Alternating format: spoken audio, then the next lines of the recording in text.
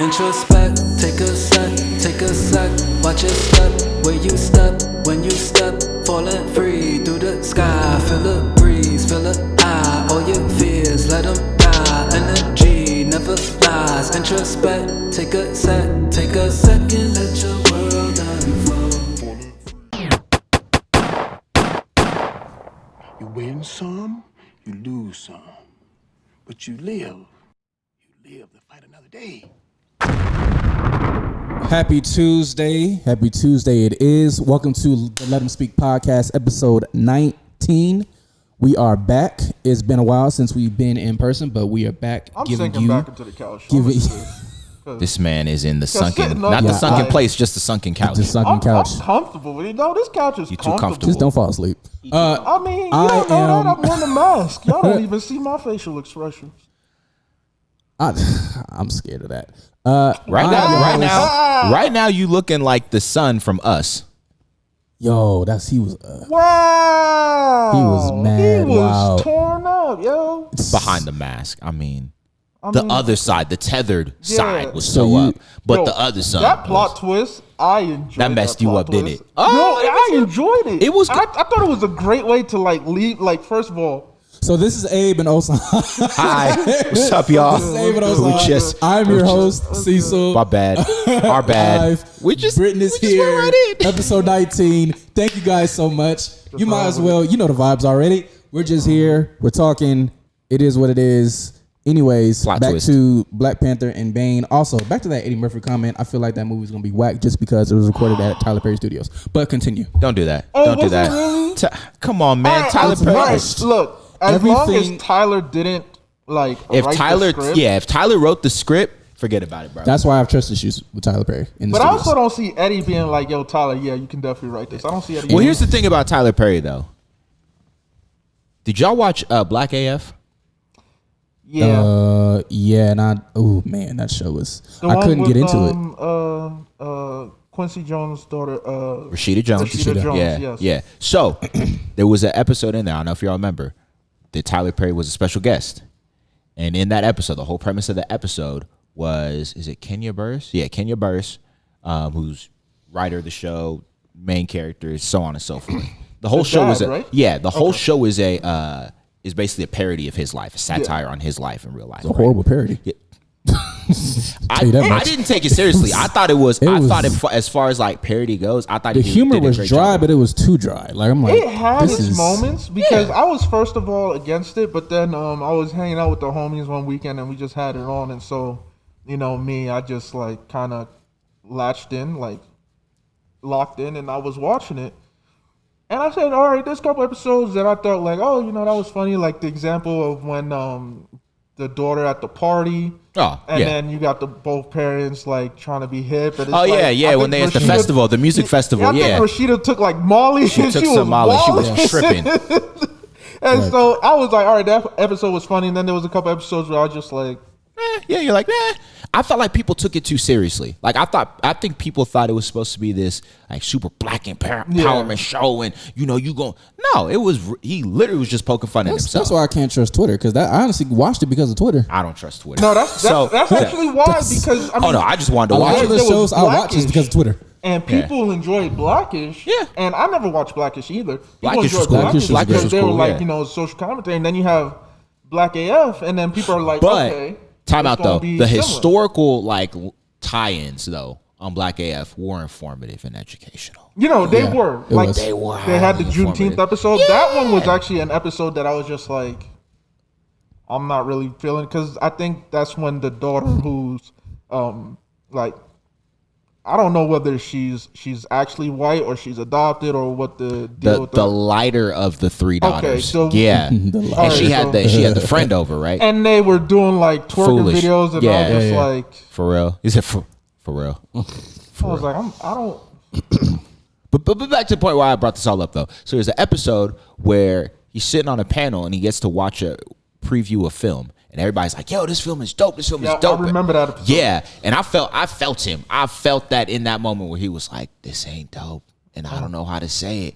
And so he's feeling a type of way. His daughter's feeling a type of way about it because she has the same taste in film as he does. Yeah. And so he decides to meet up with Tyler Perry, and he's like, Tyler, and he's going off. And Tyler Perry goes, listen, dude, I know that my stuff isn't that deep.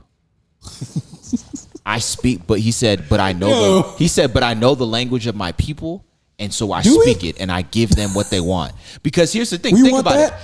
But hey, bro, but think about it though. In the beginning, really think about everybody it though. was with it. Think about it.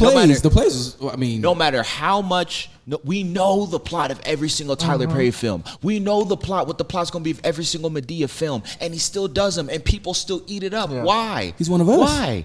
Exactly. That's it. Not just the fact that he's one of us. That's not an excuse to put out whack scripts. If they're eating it, they're gonna eat it. Yeah, like if the money keeps coming in, why it's just like McDonald's. It? McDonald's don't serve nothing healthy, but No. they keep over 1 billion served, and people keep eating it up, and that's what it is. So that's why with Tyler Perry, I'm like, yeah, if he touches this Coming to America 2, I already know what it's about to be. But if he keeps his hands off of it, blessed be. And here's one person, because here's I think when it comes to Coming to America 1, here was one part I enjoyed. If you think about it, they had a great ensemble cast, especially of like actors who were just getting in that we now know today and are like, yo, that's they're the ones. crazy thing. So that's another reason when I was watching Moesha, I was just looking at like the whole cast and oh, bro, you remember like shows like Moesha, shows like Martin, how they every week they had a special guest, yeah. And it was like at the time that was when they were starting to blow up or they were just hitting their stride. Yep. Is it too soon to say it for shows now, or are we not seeing that sense of like, hey, I got this platform, I'm gonna put you on like that? It's different though now. You think about it. A show like Moesha, you gotta wait till next week for the next episode. Yeah. These days I can binge everything. So there's the value of having a special guest is kind of lost. Yeah. That's why I do appreciate shows like Mandalorian. What show is about to come out that said they're going to do it 1 week at a time? Yeah. But there are a few shows now that are coming out on streaming services that are saying, listen, we're going 1 week at a time. We're not going to give you the opportunity to binge through it. I know Hulu's been doing that. Amazon Prime's been doing that. Netflix has started doing that. Yeah. Hell, you even get that with music. Music binges on stuff. Like, they put out albums, and I was going to talk about this later, but I noticed, because we've noticed this week, or this at the time of this recording, there's a lot of music that dropped that we didn't even know about. Yeah. Which tells me that either their rollout is horrible or their team is not doing a good job laying stuff out. Or it could be a third factor. It's just that you don't need to prep like that for when it comes to releasing music, because when you drop it on streaming services, people gonna find it. I think it's a fourth factor. Yeah. I think it's I'll call it a 3.5. It's that and the fact that we are oversaturated on everything. Yeah. So I can stream music, I can stream television, I can stream any sort of media that I want. And there's no point wasting your money on. There's no point in building up your for a rollout. You can just you can leak a single or two, and folks will go bananas. There's no need. Think about it back in our day. Let's go back to Moesha, the days of Moesha, right? In the late 90s, okay? I remember anticipating certain albums coming out and thinking, okay, this is it. I remember going to Warehouse Music to purchase the albums, okay? I remember hearing the tracks leaked on 92.3 The Beat. What y'all know about that? Piff. What you know about that Piff? Yeah, that Piff. On Power 106. Holy smokes, where'd you find this? Yeah. Yeah. That Hot 97 for my New York folks. Yes. Power 105.1 for my East Coast folks. You already know what it is. Talk about it. But those days are gone. So there's so much music being put out today. Do people listen to the radio anymore? Are these radio stations still up and running? I think now radio stations are turning into more like this podcast stuff. Yeah. Because a lot of the radio stations you hear a replay of a certain segment of stuff on YouTube now. That's true. Or you'll hear it on an actual like Spotify or an Apple. Well, you have to have the visual. You have to have the visual component if you're a radio station. I mean, shoot. Hell, 97. Hot 97. Not Hot 97. The jazz station. UPN. Channel 99. Yeah. They have that Dish show Nation. like Dish Nation that comes on at like 5 p.m. on the East Coast. Oh yeah. But what's the jazz station? 94.7. They're not even playing jazz. No, they're not. They're playing like modern stuff. It's modern, like Hey, for the East Coast folks, is that Crazy. Is that our version of WBLS? Probably. probably. Like it 94.7 the wave. Like I knew I could tune they playing into that. Cisco. And they high key. They out here playing No Scrubs by TLC. Like real talk. That's hilarious. Like Art LeBeau's the only hope right now over there. God bless him because he's still rocking. We don't get oldies anymore. I tuned to the 99.1. What are the oldies that they're playing? Oldies is Ludacris fantasy. I'm serious. It is. Is that That's well, what you it know is. what that means though. is also, it like we getting 18-year-olds getting making old. these old. radios? We getting old. I'm not because getting think about old. no I don't know because what you're talking about. because music from the 80s and the 90s to folks today. Yeah, it's like old. Temptation. Like nobody today. The Temptations might as well be Temptation- Beethoven. Pretty Might as well be classical music. That's where we're at. Beethoven. When you find out he was black, Temptations was black. What? David Ruffin out here. Should know about the Temptations. Listen, we gonna be old talking about what you know about the baby. Well, that's how I feel like with these versus battles. Like, you know, what your young bucks know about? You should know about some Maxwell. You know, like Actually, there is a song that Maxwell. It wasn't his original. It's a song that he came out with, very popular. But the original is actually a lady who sung it. I'm about to pull it up because it wasn't his original version, and I'm like, I'm sorry, Is it the Wings song? not Pretty Wings. Okay. Dang, you said wings. I want some chicken wings.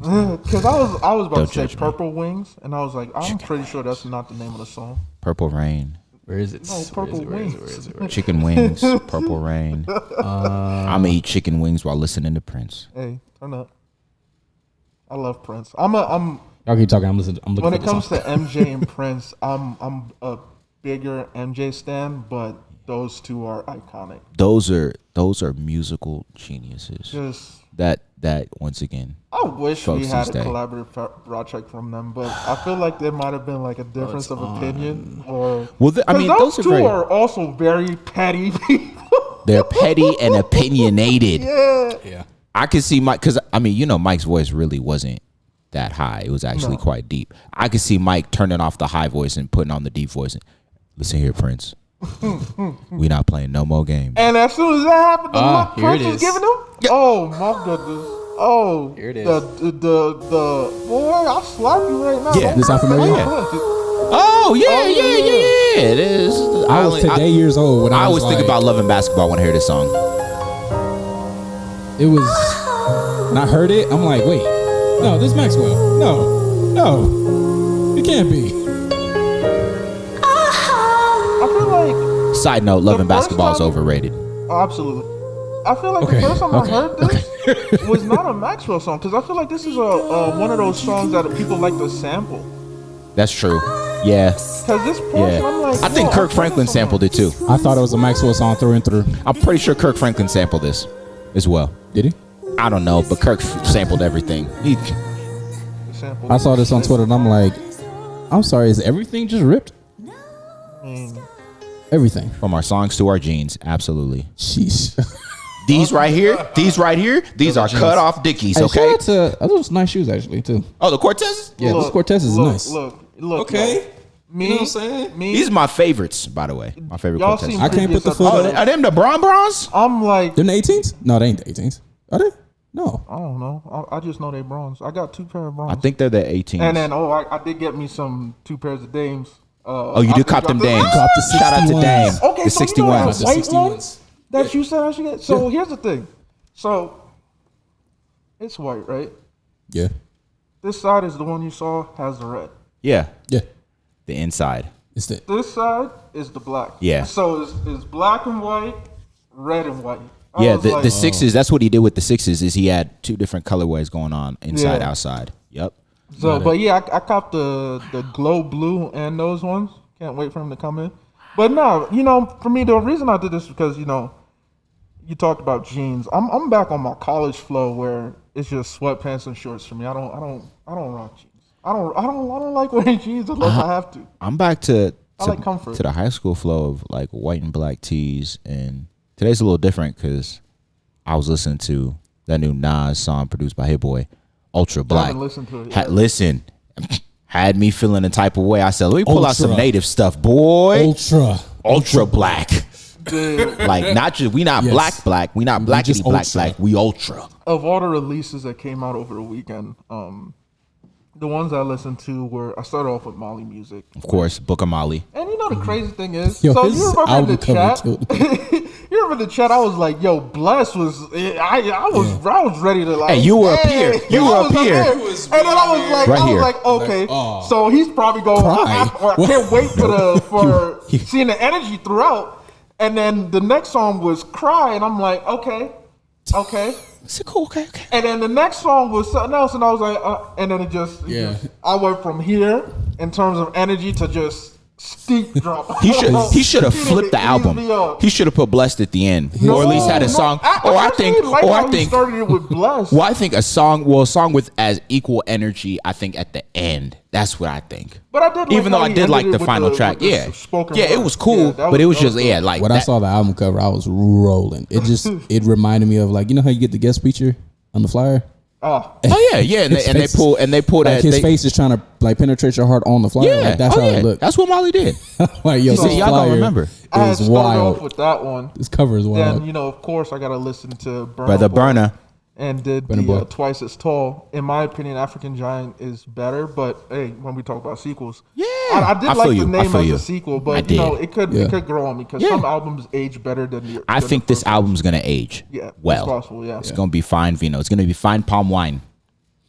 And then, so this weekend I spent time listening to those two, and then I listened to the Tori Kelly Jones, and I was like, "Ooh, Oh, yeah. that first song, Solitude." Yeah. She came out. Tori not playing. It was. Tori I was not- like, yeah, "Oh, Tori okay, came with Tori." it. Tori is still in the bag. came with Baggity it. bag. I said, Miss Kelly, you coming out with some fire with this 5-track EP? Like, this is okay. I like it. Just saying. So that's my weekend. That's been my weekend. I think I listened to the Big Crit song. I did take time away to listen to Big Crit Kickoff, I haven't which listened is to it on. yet. I'm gonna listen to it. It's gonna later. be on Madden 21. Oh, nice. The energy from it, I was like, oh, it makes sense why it's gonna be on Madden Got it. 21. So it was I peeped the Anderson .Paak did a track with Rick Ross. When? Really? I'm asleep. I'm telling you, I have not listened to it. folks just dropping singles, and of course, I mean, These rollouts. everybody's I'm swaying. favorite goat. Well, not mine, but Drake. Laugh now, cry later. Baby. I was not a fan, but that's a whole nother. I have to Shout out to Kevin Durant being healthy over there playing basketball in the video shoot. It's all good. Ooh, Getting no comment. upset when people say Braun is the GOAT, and he's like, no, he's not. Right. Don't ever say that to me again. But since we're in entertainment, there's a movie coming out, Judas, Black Messiah. Come on, With Lakeith Stanfield Yo, and brother Daniel Kaluuya. That movie I'm excited for. However, I didn't like just another angle that I saw from the actors. Lakeith, I don't know if you guys have been paying attention recently, and he just deleted a whole bunch of stuff. But he was making some crazy post. Him and Azalea Banks. Very, very, very. come on. But it You was said the wrong. You put Azalea Banks in a statement or in conjunction with someone else.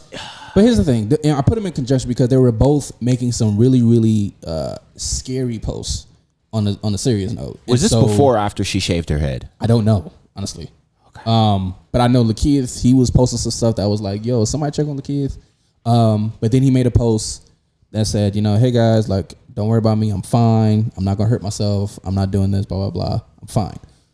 I still have a problem with people, specifically actors and actresses in entertainment, who they do all this stuff and then they make a post and say, hey guys, I'm fine. Don't do it. Don't put fear in people or concern in people's minds and hearts when, obviously there are people that care about you, but if there's something wrong, there's something wrong. Even if someone says, hey, I'm fine, I don't believe that. I just don't. From the first go around. That's one way to look at it. The other way for me is kind of more serious in the fact that we saw a cry for help and then we saw a switch up and You know, like I get the idea of, hey, don't get us riled up like that. And I say that in a serious tone. I'm not joking about it. Like if you are making all these posts and these eerie stuff on your stories and Twitter and stuff like that, it's bothersome. It's concerning. It is to an extent, but it reminded me of, I believe it was episode 11 when we were talking about Juice WRLD and whatnot, and how we have these artists basically share their pain. Yeah. But we don't really pay attention to it and just keep it pushing. Mm-hmm. And so for me, it was like this, okay, he said something that had us concerned and then quickly deleted it. It was like, nah, guys, I'm fine. And then some people are reacting like, all right, don't do that. And then we're going to keep it pushing. Whereas I'm thinking like, oh, no, we're not keeping it pushing. I hope we don't. Hold on. There's a reason that stuff happened. Yeah. Like, he may say he's fine, but someone actually should pay attention. Don't just ignore it, because you know it's those kind of things where when you get down, you want to cry out for help, but then you also don't want to like come off as a bother or a burden. So when you do something or say something and then someone shows interest, you're like, oh no, this is I don't want to be a nuisance. I don't want them to like think I'm overreacting or anything. No, I'm fine. I'm sorry. I just it was random. So. Which makes you wonder, even with all the money that you have, and the access to help, money don't buy happiness. Don't mean nothing. Right. Don't mean nothing. No, absolutely. And the access that you have to probably therapists and stuff like that, it's amazing how we still have trouble communicating and arranging our thoughts and having the right posture towards our thoughts. Yeah. So when people make these types of posts and tweets and stuff like that, and they say, hey guys, I'm fine. Okay. How are you doing? You know what I mean? Like how is still your mental? Even if you're saying you're fine. Because sometimes people say that, like you said, and they feel like now they're a burden. So instead of feeling like that, they make a post, say, hey guys, I'm fine, just to get the attention off. And then just to go back and deal with whatever torment, whatever stress or anxiety that they're dealing with. So and then something happens and people are like, yo, we had no idea. It's like, well, you did. They kind of put it in plain. They put it in plain sight. They split it out. We just ignored it because they kind of like brushed it off. It was like, yo, my mistake. And we were just like, all right, don't get us riled up like that. We thought something was wrong until it was too late. That's why I take it seriously with these. That's why I'm not a fanboy. I'm just not. I feel it. And I think that's, from my personal side, of course, because I have different family members that's in that type of industry. Of course, you're able to see certain things and be a part of certain things, but it just doesn't faze me. That's why I be looking at people like, yo, you going through it. Like, what's wrong? These NBA players, athletes, they go through it. Money don't mean nothing. Cameras don't mean nothing. Contracts, negotiate, all this stuff don't really mean anything at the end of the day. And I think even with this quarantine, this pandemic happening, it's definitely showing like this stuff, extra stuff don't mean nothing. So, shout out to them for making we all believe it was a great movie, but, as far as Lakeith and whoever else is dealing with it, please take care of your mental, please, and be cautious and open up. Like, don't feel like you're a burden, because that stuff is serious. Even if you make a post, that stuff is serious. So hopefully people are actually coming to him regarding the post and actually saying, hey, like, yeah, but you did, you was doing this. So what's up? Like, you good? Or you sure? So, but anyways, movie, it should be dope. Coming out. It's the right time. 2021. When the trailer first dropped, yeah, I was excited. The for this mask, I was excited. And y'all see the pic. Y'all see the and the fro. Y'all see everything, right? All blacked out. So you know how when the original I can't even call it the original, but when Marvel's Black Panther came out. There you go. Marvel's Black Panther. And how everybody was showing out. Like, yo, I'll tell you right now, I pulled up to Pasadena, California in my buba and shokoto. And I had the Nigerian flag with me. We was crossing the streets, and I was taking my time crossing the street. I'm like, y'all sweet time. Sweet time. I was in that theater as if, like, Nigeria was being represented on TV. Full on. Hey, listen.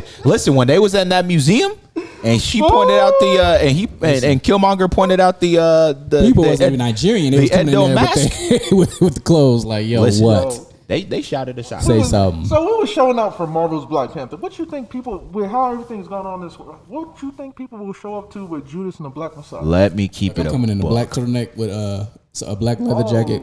If I had a beret, I would have put it on, but I don't have. I've never worn a beret in my life. Really? Don't worry. No. I will. I think I will be wearing a beret. I'm hyped for this movie because the story of Fred Hampton and what happened with the FBI trying to take him down in the late '60s, it needs to be told. And that string of history, when you look at it, Fred Hampton, Malcolm X, MLK, Black Panthers were classified as a terrorist organization by the FBI. Think about that. Was you when I showed me the door? That door? I did. So Yeah. I went to the Black is Art exhibit at the Broad Museum. They had it last January through like March. Great exhibit. It chronicles Black art from the 60s on through the 80s. But one of the installments that they had, or exhibits that they had, was actually the door from Fred Hampton's apartment when the FBI raided his apartment. That thing looked like they dumped every clip from every magazine that they had available. That door was splintered up. Sheesh. It was as if you're playing Call of Duty and you're playing like Team Deathmatch, and instead of it being like 6-on-6, it's 2,000-on-1. Yeah. And that one individual is just standing in the same spot. All your team died. It's just you. Dude, the amount, because when you posted that pic in the chat, the amount of bullet holes and damage, I was just like, yo, Couldn't even count. Were they shooting at Juggernaut? Like, And they came through that door. was Wolverine standing in front of the door? And mind you, he was asleep in bed too. He was in bed. Wow. Sound familiar? Crazy. Yes. That's crazy. I don't know if they ready for that. Wild. No, I'm ready for it. I'm ready for it. Daniel Kaluuya's, in my opinion, he's on a winning streak right now. He's on a big winning streak. He's came on the past 2 years strong. All right. 3. If you Daniel? count Get Out, goes Get Out. 2017. That was so his 3 years. yeah. 3 years. Daniel and Lakeith. They're They're a the great hottest duo right now. I I say that because it's like this is their first project together. I imagine. Shout out also to no, they were in Get Out together. Yes. Oh yeah. That's Yeah. true. Yes. Yeah, that's true. Yeah. I forgot. Shout out to the director and producer, and the writer Shaka King from Bed-Stuy, from Brooklyn. You know, New York is Yes. good. This is his first like major like debut in mainstream. But Shout are out they to the Ryan hottest Coogler. duo when it comes Like to right now? comes to film? Like could they? I think the hottest duo. Well, they're up there. I wouldn't say they're not the hottest duo, but I would say to add to that, if we're talking about duos, it'll be probably Michael B. Jordan and the director that partnered Ryan with Black Coogler. Panther. Well, Ryan Coogler, That isn't he directing this film too? Yeah, Yeah, Ryan Coogler is directing this film. yeah. No, Shaka King is the director. I saw him in the credits. I thought, Yeah, I saw is Ryan he Coogler. working- Yeah. he working on Yeah. it? That's cool. yeah. I think as far as duos, That's a good point. That's a good point. yeah, Jordan and Coogler they make some They films. do that thing. They They do. some They do that. powerhouses They do. right They really do. So that film is coming out 2021.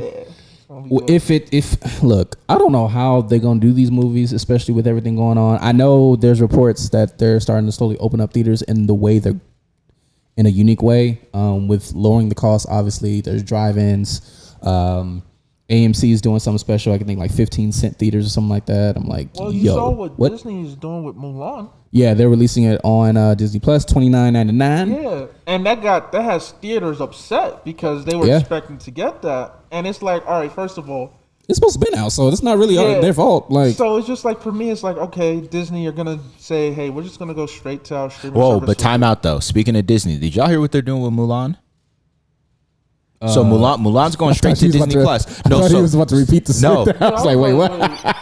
Oh,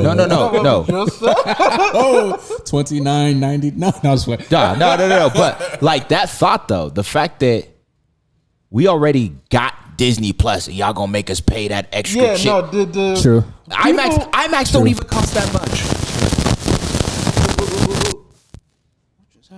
Oh, your cord. That's okay. Okay, blessed be. Yeah, IMAX don't even cost that much. No, so people No. were trying to justify it by saying like, Can't justify it. There's no way. It's kind of like you're paying per person in the household. And True. for me, it's like, Mulan is Man, I could watch the first Mulan. Is one of my favorite animated Disney films by far. It's in my big three with the first Lion King and with it flip flops between Tarzan and Hercules. How about Tarzan for me? It flip flops because Phil Collins killed that. I'll go with Tarzan only because I was a huge fan of Greek mythology, and I felt like the it was a whole nother world. Watered down version. But it was Kool-Aid, no sugar. The soundtrack was also dope too. But the Tarzan it's Phil Collins is what really did it for me. Phil Collins did his thing on that soundtrack. Collins. But for me, it's just like, all right, if you're gonna charge $30, look, Disney Plus. No. Bro, that's 5 months worth of Disney Plus subscription for one film. I will. It better be good. That's all I know. Watch it on another website. It better be good. I'm just letting y'all. Be careful before you end up like Fred Hampton. They gonna knocking on your door. Hey, side note though, going back to the Judas and Black Messiah film real quick.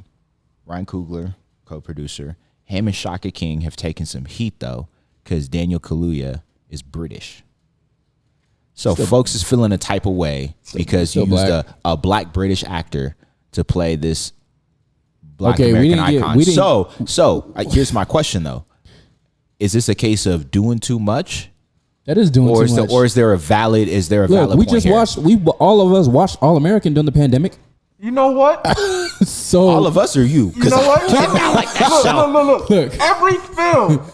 Shout out to Coming to America. Every film that had a black American play an African person, I want my reparations then. Oh yeah, if y'all Black Panther. Actually, Black Panther. Give me my reparations, Chadwick Boseman. I want my reparations. Shit, Boseman like 50 years old. Coming to America. Black Panther. What else? How many movies do you have? Lion King. We even say Lion King. How many movies do you have where African people are portrayed by black Americans and you don't hear people? I mean, shoot. The biggest peak was Concussion with Will Smith because again that was. But we gonna pretend that never. I felt concussed watching that film. But we don't complain as African Americans. Yeah. So why is there complaint about a black British person playing a black American? I mean, that's the decisiveness that's causing lack of community within. The infighting within us it's unnecessary. It is. And even how do I say this?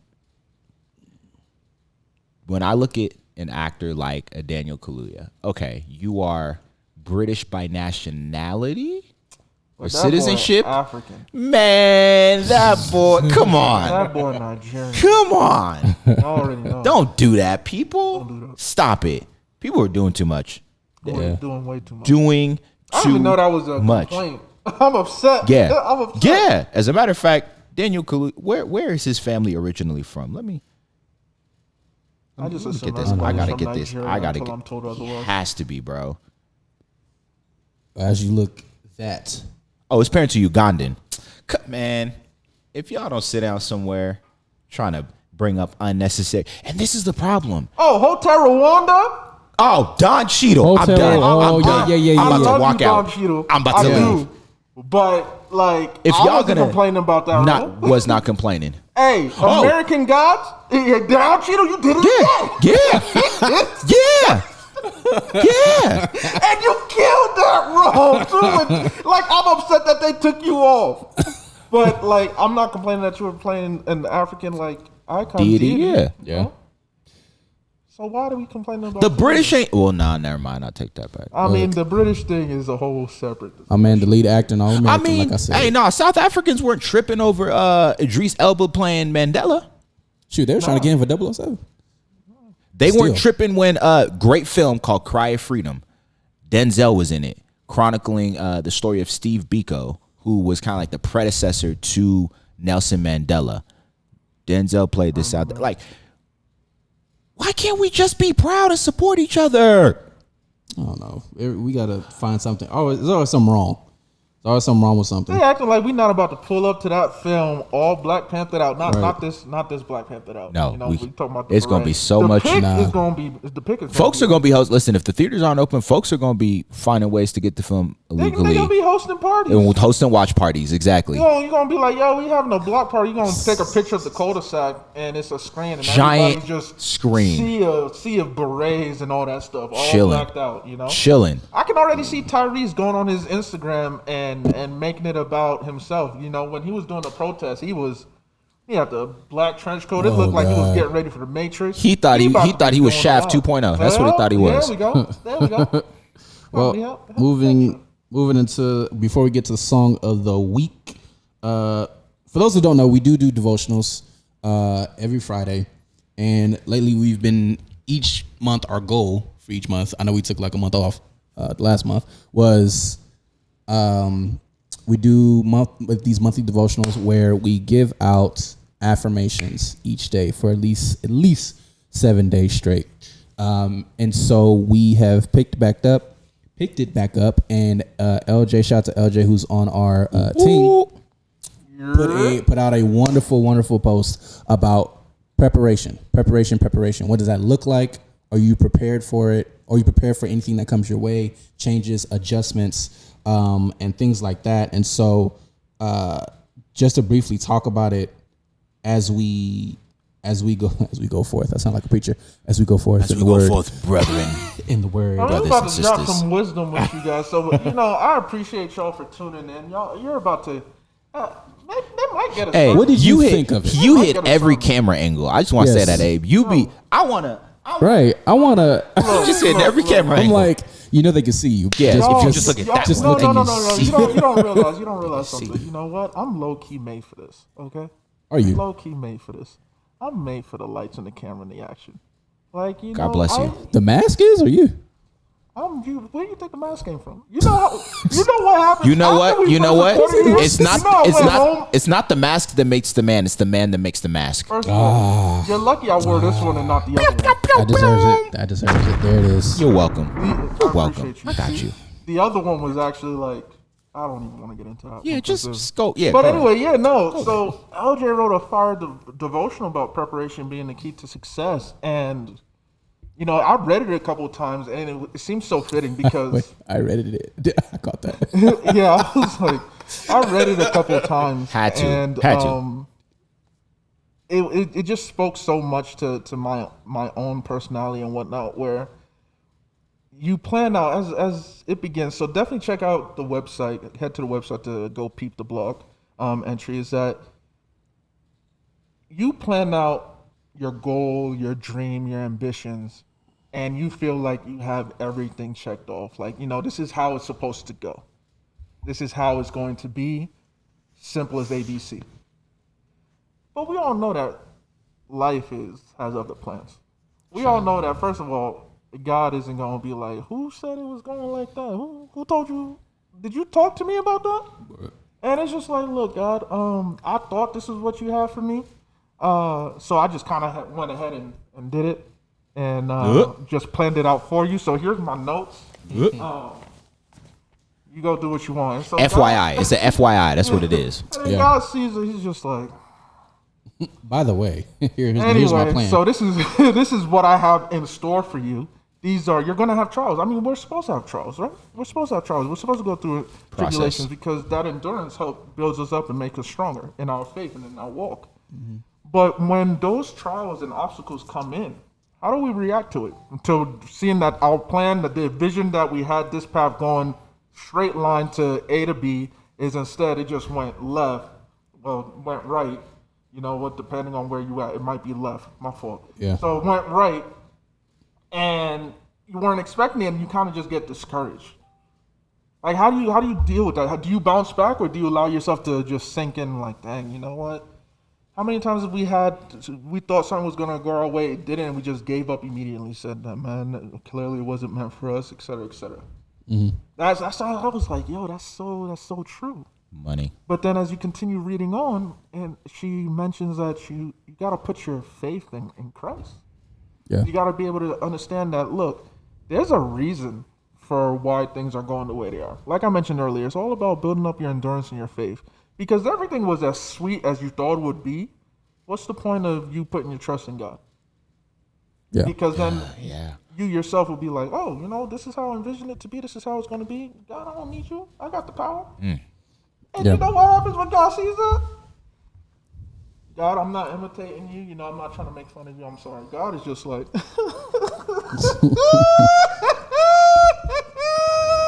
That laugh. Abraham, you think that's how it's gonna go like that? You sure? Oh, okay. All right, go ahead, try. Hey, Gabriel, do what I told you to do. He thinks he knows it all. He think he don't need me. Just watch what happens. He gonna need me for sure. That's how I feel like God does.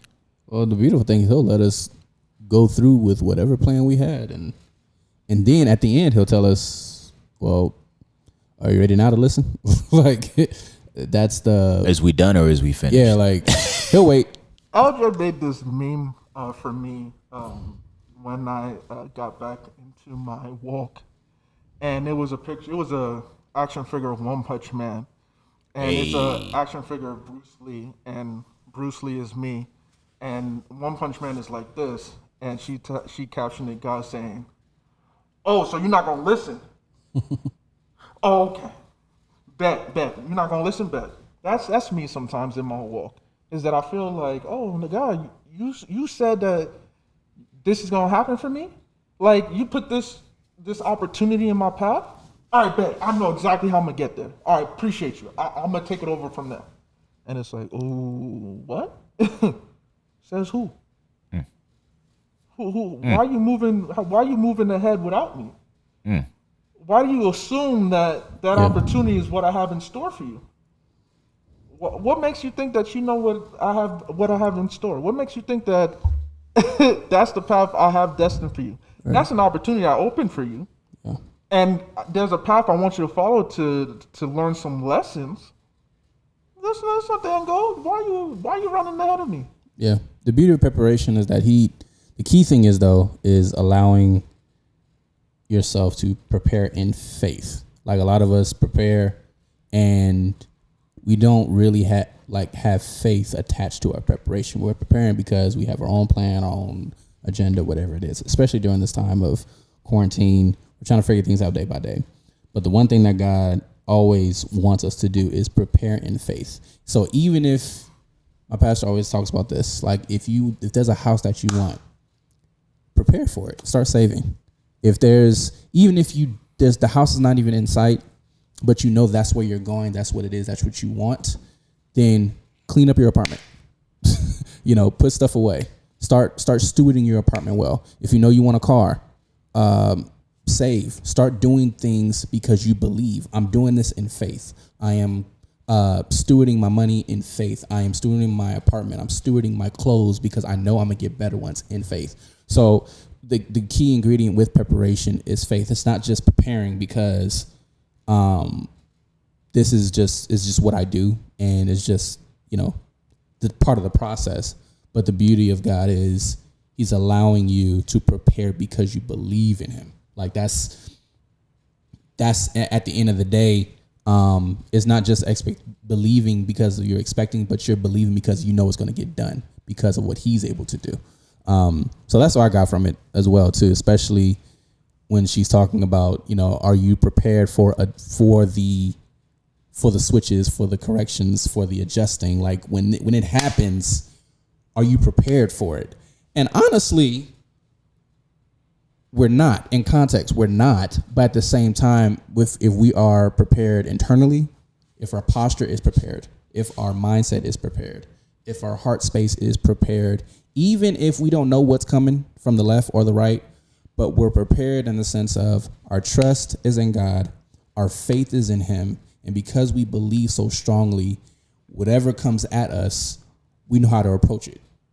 And that's where the key of preparation comes into play for me, honestly. I mean, remember a couple episodes ago when we were talking about parenthood and you shared your experience as a new father and how, you yourself said, you thought you knew everything that you had to do, and then when reality kicked in, you just threw it out. You're like, actually, forget everything you thought you knew. Yeah. Just like that, you had to switch up because you thought that you had it all planned out. You thought you had it all figured out, and then when reality came to actually set it, you were like, "Yo, this is." Oh, Where am I? what? I thought it was supposed to be like this. Facts. It is the opposite. What's going on? Yep. But you're able to push through because where you put your faith, you're like, at the end of the day, God is going to lead me on how to be a father to Debo, to Jules. Yeah. It's just, I respect it. Psalms, a great word. The scripture, just to throw it out there, the scripture that's in here is Psalms 23, verse 4. Yep. Even when I walk through the darkest valley, I will not be afraid, for you are close beside me. Your rod and your staff protect and comfort me. Your rod and your staff protect and comfort me. And some of us, I'm not going to say some of us know, but, rod, usually when we look at it as correction or a rebuke or something. So when you actually look at it, like rod, that correction is to protect me. That rebuke is to protect me. And we run away from those things often because, naturally we don't like the slap on the wrist. We don't like the correction and stuff like that. But when you look at where he's trying to direct you, in order to get you where you need to go, you're going to have to take rebuke and correction and understand that it's there to protect you. It's not there to push you aside. So I think even because the title of it was preparation is the key to success. And oftentimes we can be we try to prepare ourselves for a particular destination instead of preparing ourselves for what the journey along the way will look like. Right. I'm learning, I think in this year especially, and this is why LJ's devotional hit me so hard, is the value of the journey over the destination, when in fact the journey most of the time is the destination. Yeah. And of all the promises that we see found in the scriptures, the greatest one to me, apart from of course salvation, is just the presence and the nearness of God, that he'll never leave us or abandon us. Yeah. And when I look at something like Psalm 23, David writing this from the perspective of him being the sheep and God being the shepherd. And you look at that psalm and basically it details the journey that a sheep might take with its shepherd in the particular region that David was in. It's easy for us to want to be the shepherd. Like, I got this. I know where I'm going. I'm going to get myself to green pastures. I'm going to be the one to, no, you better submit and rely on the shepherd, because when you submit to the shepherd, you will lack nothing. Like it says up top, right? He'll be the one to make sure you lie down in green pastures. He'll be the one to put you beside still waters. He'll be the one to make sure your soul is good. And as you go through the darkest valley, through the darkest of times, rod and staff used by the shepherd to bring the sheep close. Yeah. Rod also used to help protect the sheep as well. Yeah. So if I'm always looking at the rod as like a threat instead of looking at it as, no, like this is like, that's on you. Like you got me. But I think our preparation can be when it's so me focused and destination focused, man, we miss the bigger picture. I love I think it's Mark 6, Jesus sending out the disciples 2 by 2 for like their ministry, like practical application portion, right? They've seen the theory, they've heard from Jesus teaching, now he sends them out. But he tells them in preparation to go out, don't take any bread with you, don't take any extra money in your money belt, and don't take an extra coat with you. Trust that wherever you go, you're going to find a place to lay your head. Trust that wherever you go, you'll have more than enough to go. He prepared them for the journey, not for a particular destination. And so I think it's key. And what hit me, like I said, is looking at success and shifting my success paradigm and allowing myself to focus more on journey. Because if there's anything 2020 has showed us, it's that, listen, for whatever plans and destinations you thought you had lined up, listen, Doc, you can throw them suckers out the window. Right. And figure out, hey, how am I going to navigate this journey? Because the blessing of the journey is that you're never alone in it. Absolutely. And I love something that you two said, is bringing up the allegory, the analogy with the shepherd. Yeah. You know, you mentioned the rod and how we view it as rebuke and correction, and how we shouldn't like be upset with it. But even then, and you touched on it too, is that rod is to help hurt us, to keep us on path. You know, it doesn't necessarily, because when people hear rebuke, they think like, oh, they cringe. It's like, oh, you know, I'm about to get it. But no, it's just, what else is the shepherd going to use to make sure? No, don't stray, don't go that way. You know, just, you know, I'm trying to keep you in line. You know, in a gentle way. I don't. It doesn't need to be a beating. It's just like, hey, no, this is the path we're going. Even when we're like, no, I'm good. Yeah, you know, I'll tell you this right now. There's so many times, and people who know me know this is fact. There's so many times where it's just like, all right, I'm gonna go this way, and I'll let y'all later. It's like we're not supposed to go there, and I said I'm gonna go that way. And I've had some harsh realities where Jesus is like, you know what, this rod, I'm actually gonna have to beat you, boy. Get back over here. And I'm like, but God, I got it. And it's like, I've learned the hard way multiple times that I don't got it. Facts. Definitely go peep out that album. It's phenomenal. Book of Molly. It's really good. I think, all right, of the albums to drop, where do you rank this one? Out of Molly's album catalog so far. Oh, this would probably be number 3 for me, maybe. Oh, really? Oh, you have this ranked third? I thought it would be lower. Really? Yeah. Third I or look, you fourth. have this too. This album to me, it's a clear sign of where he finally. I felt like he got this revelation. Like, all right, I know my niche. I tried going over to the R&B and that side, especially, and he had some label troubles too. Yeah. But I think this is one of those albums where it's like, all right, I'm back. Like, I'm back in a sense. Like, I'm back, you know, in my lane. I know where my zone is. To its core. Yeah. And then we have the last track, which start off with some spoken word. And then I believe it was Cry that gave me some blues type vibes. Yeah. So it was just I was seeing different genres represented, and I was like, I don't mind it. It had a linear flow from high energy, because even then, you said it in the chat, the next song, which I think was Cry, like it was slowed down, but it was still upbeat. Like you could tell what the producers were trying to do. Yeah. It was his niche. He's very soul. What would you say is his number 1 album? Ooh, is it the last one? Was Walk on Water? Is that? I think that was on not the last one, but I think the one before that, which Yes. is Molly Is. Molly Is. I think Molly Is was probably his best work. I agree. His best work. I would go Molly Is, then the one right after that was just Transition, and then this one.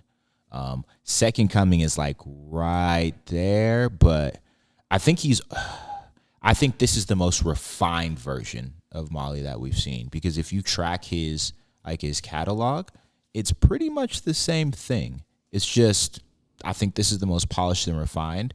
I think in terms of maybe like sound quality and I think musical quality, this is probably the most refined. This is a lot of 808s in this album. I'll tell you that much. They were smacking in there. Okay, I would put this probably 3 or 3A. Second Coming being 3B, but Molly Is, that was the one for me. Yeah, and I've been following him for a minute, even before Molly Is came in. Is first for me, and then this one, the Book of Molly, I put second, just because he had me hype. I was in my room doing some editing, and I'm just like, hold on, I gotta put this on pause. Wait a second. I was like, everybody here blessed? I'm blessed. Everybody here blessed? I'm blessed. That was me, but I had to play that joint 2 times. Hey, low key, I'm saying this right now. Molly, go ahead and do a remix and throw Kirk Franklin on there. Oh, I'm just saying it right now. I'm just saying it No, right I'm now. tired. Do it. Tired. Do it. Do it. No, I'm not. Do it. Yes. Yeah. Look, come on, Cecil. Come on. No. Don't be Pappy Cecil. Be I Cecil right now. I do want to see that. Come on now. Want that. Yeah. Look at want him. that. Look at him. He wants it deep down inside. He wants it. Deep down, I don't. Down inside, you want this. I know really you want don't. this. I do. I do. Yo, Kurt, We want it. Molly, if you're listening Uncle to Kurt. this, y'all get it. Don't they? get They it already have popping. a record though. Together, Kirkland, right? they do. On Oh, Malia's. that's cool, but they need this one. This one, we need need we this need song this. remixed. This gonna get us through the rest of 2020. I want to hear gosh. Kirk talking over everyone in here blessed. I'm blessed. Anybody in here blessed? As a matter of fact, go and perform this at the Doves, Kirk. Go and perform this at the Doves with Molly. Go and do that. Next year you're gonna be back at Stellar's and stay there. Ladies and gentlemen, that's a our wrap. episode. That's a wrap. Episode 19. Let him speak. I am your host, Cecil, with my boys Osahan, Abraham, Britton. Thank you guys so much. If you're on, He said I'm if done. you're on He's upset. YouTube, thank you so much. If you're on Apple or Apple Podcasts listening to us, thank you so much again. My name is Cecil. Go head to thecraftfactory.org for more episodes. We're signing out. We'll see you on Friday. Peace. Peace. You win some, you lose some. But you live to fight another day.